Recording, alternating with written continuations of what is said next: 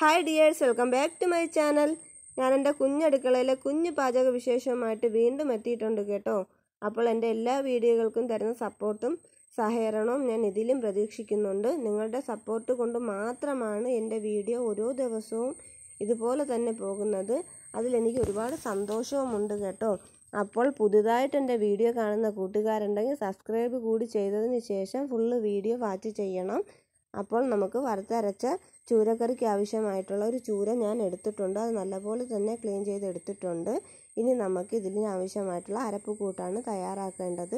അതിനാവശ്യമായിട്ട് ഒരു മുറി തേങ്ങയും ആവശ്യത്തിനുള്ള മുളക് പൊടിയും മല്ലിപ്പൊടിയും മഞ്ഞൾപ്പൊടിയും 5 അല്ലി കൊച്ചുള്ളിയും അതുപോലെ തന്നെ 2-3 അല്ലി വെളുത്തുള്ളിയും ഒരു തണ്ട് കറിവേപ്പിലയും പച്ച ഉലുവ ആവശ്യത്തിന് ഇട്ട് കൊടുത്ത് നല്ലപോലെ ഗ്യാസിൽ വെച്ചിട്ട് ഒന്ന് ഇളക്കുന്നുണ്ട്. ഇതിലേക്ക് ഞാൻ അല്പം വെളിച്ചെണ്ണ കൂടി ഒഴിച്ചു കൊടുത്തിട്ടുണ്ട് കേട്ടോ.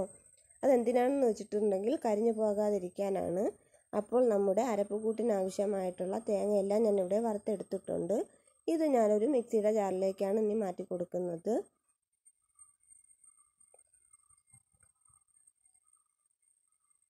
ഇനി നമുക്ക് ഇതിനാവശ്യമായിട്ടുള്ള പുളി കൂടി പിഴിഞ്ഞൊഴിച്ചു കൊടുക്കാം കേട്ടോ. ഇനി നല്ലപോലെ നമുക്ക് ഇതിനെ ഒന്ന് അരച്ചെടുത്തിട്ടും വരാം.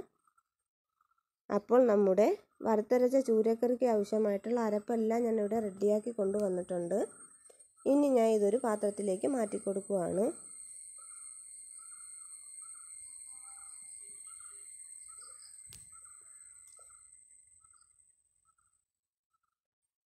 ഇനി ഞാൻ ഒരു ചട്ടിയിലേക്ക് ഒരു തക്കാളിയും 2-3 പച്ചമുളകും കൂടി കീറി ഇട്ട് കൊടുത്തിട്ടുണ്ട്. ഇതിലേക്ക് ഞാൻ ആ അരപ്പ് കൂട്ടിൻ്റെ മിക്സ് കൂടി ഒഴിച്ചു കൊടുക്കുകയാണ്.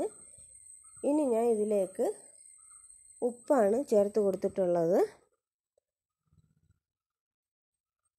ആവശ്യത്തിന് ഉപ്പ് കൂടി ഇട്ടതിന് ശേഷം നല്ലപോലെ തന്നെ നമുക്കൊന്ന് മിക്സ് ചെയ്തെടുക്കാം.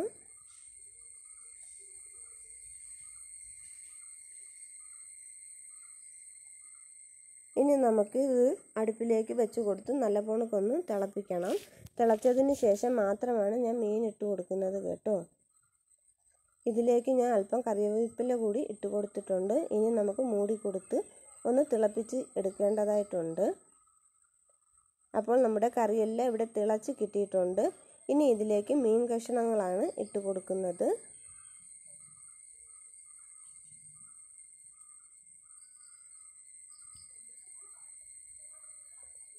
ഒന്നുകൂടി നമുക്കൊന്ന് ഇളക്കി കൊടുക്കണം. അതിനുശേഷം മൂടി വെച്ച് നല്ലപോലെ തന്നെ വേവിച്ച് വറ്റിച്ചെടുക്കണം. ഈ ടൈമിൽ ഉപ്പും പുളിയും എല്ലാം കറക്റ്റ് ഉണ്ടോ എന്ന് നോക്കണം കേട്ടോ. അപ്പോൾ നമ്മുടെ ചൂരക്കറിയൊക്കെ ഇവിടെ റെഡിയായി വന്നിട്ടുണ്ട്.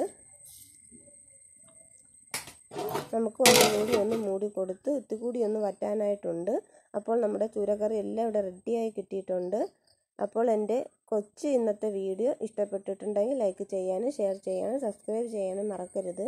തൊട്ടപ്പുറത്ത് കാണുന്ന ബെല്ലൈക്കൻ കൂടി അടിച്ച് പൊട്ടിച്ചാൽ മാത്രമേ ഞാനിടുന്ന വീഡിയോസിൻ്റെ നോട്ടിഫിക്കേഷൻ നിങ്ങൾക്ക് ലഭിക്കുകയുള്ളൂ. അപ്പോൾ ഇന്നത്തെ എൻ്റെ കുഞ്ഞു വീഡിയോ ഇത്രയേ ഉള്ളായിരുന്നു.